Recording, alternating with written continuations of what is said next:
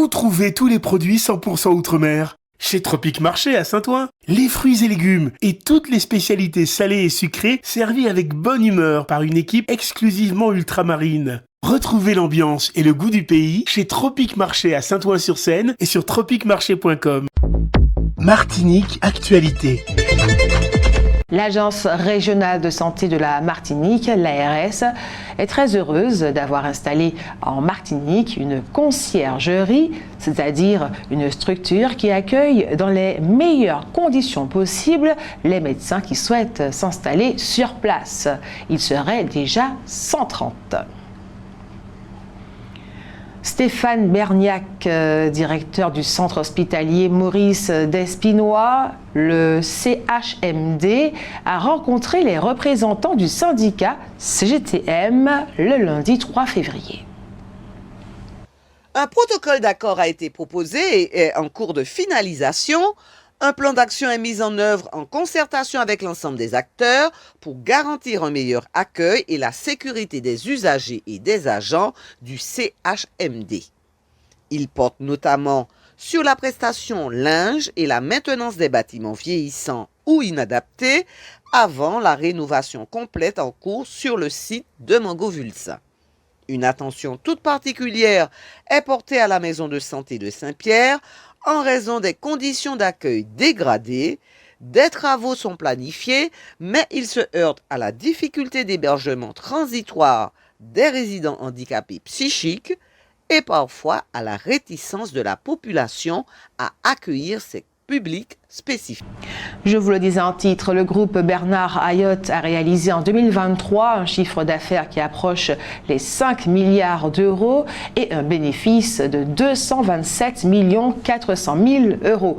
L'essentiel de ce chiffre d'affaires est réalisé dans la grande distribution et les concessions automobiles, mais il y a de nombreuses autres activités, bananes, chocolat, restauration rapide et même cosmétiques. Le groupe signale que le ratio entre le bénéfice et le chiffre d'affaires est semblable à ce qui se fait en France hexagonale. Dans le cadre de la révision générale de son plan local d'urbanisme, la ville du François a organisé une grande réunion de lancement de son nouveau plan local d'urbanisme aujourd'hui, jeudi 6 février 2025, de 8h à 12h à la mairie du François, puis dans les rues du centre-ville. Cette séance de travail a constitué le démarrage des travaux avec le bureau d'études mosaïques urbaines en présence de l'ensemble du conseil municipal et des cadres de la collectivité. Le maire Samuel Tavernier a fait cette invitation solennelle à la fois aux élus et aux cadres de la collectivité. Il s'agit d'inviter chacun à traduire la vision future du territoire. Une visite du centre-ville par une déambulation dans les rues du bourg a eu lieu avec les participants. L'après-midi, les membres du comité de pilotage et de la commission d'urbanisme sont allés dans les quartiers du François pour toucher du doigt les principaux enjeux de territoire communal, objet du PLU, le plan local d'urbanisme. Cette journée de travail apparaît comme une étape importante pour impliquer les élus dans le processus et permettre au bureau d'études de comprendre les spécificités locales. Cette démarche participative et la collaboration avec des experts extérieurs devraient contribuer à l'élaboration d'un PLU adapté aux besoins et aux défis du François de demain. Le budget qui a été voté à l'Assemblée nationale prévoit une augmentation de la taxe sur les billets d'avion, mais les habitants des régions ultra-périphériques en seront dispensés à la grande satisfaction des compagnies aériennes. Et puis demain vendredi, le 7 février, de 10h à 12h, la mission locale du Nord Martinique va recevoir la directrice de formation et de développement chez L'Oréal France pour une rencontre exceptionnelle avec 60 jeunes du Nord de la Martinique.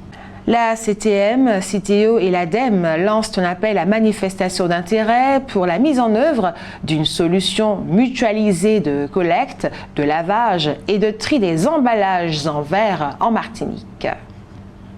L'objectif de cet AMI ou appel à manifestation d'intérêt est de financer et d'accompagner le porteur de projet qui propose une solution territoriale unique de réemploi des emballages en verre permettant de fédérer de façon efficace l'action des industriels, des distributeurs, des consommateurs et des collectivités locales sur l'ensemble du territoire martiniquais.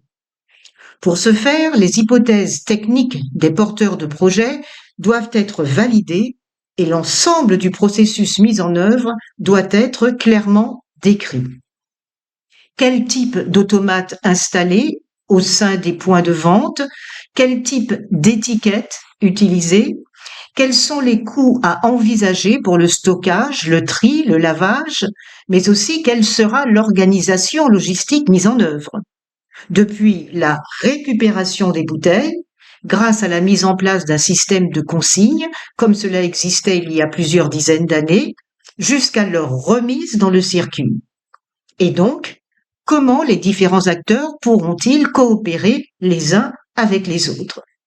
Citeo prendra en charge 80% des dépenses éligibles du projet, dans la limite d'une enveloppe globale de 150 000 € pour l'ensemble des lauréats qui seront bien entendu accompagnés.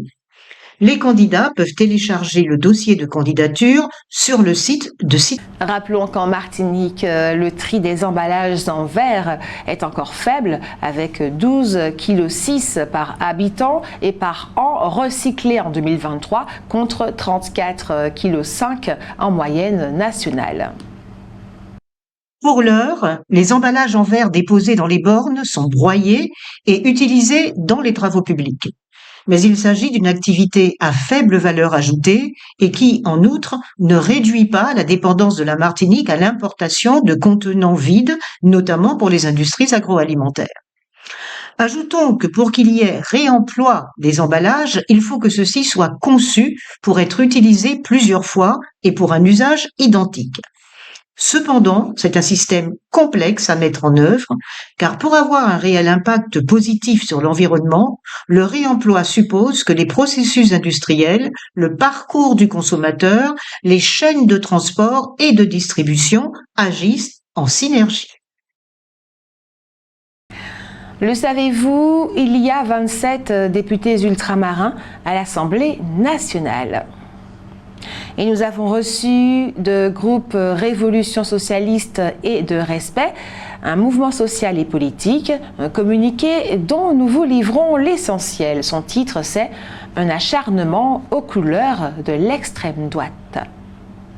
La décision du parquet de Fort-de-France de faire appel du jugement concernant Rodrigue Petitot, loin de chercher un quelconque apaisement, traduit un acharnement dans le droit fil de l'orientation extrême droitière des Rotaillot et autres Darmanin.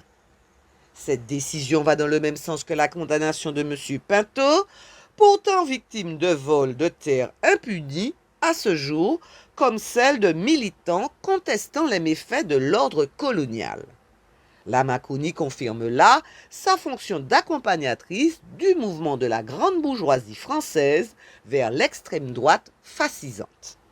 Le groupe révolutionnaire socialiste et le mouvement social et politique Respect dénoncent cette avalanche de répression antipopulaire, assurent les victimes de leur solidarité, appellent l'ensemble du mouvement ouvrier populaire et démocratique à un sursaut pour opposer une vraie politique d'émancipation à la fascisation du grand capital international. Fin de citation, et c'est donc signé GRS, Groupe Révolutionnaire Socialiste, et Respect, Mouvement Social et Politique.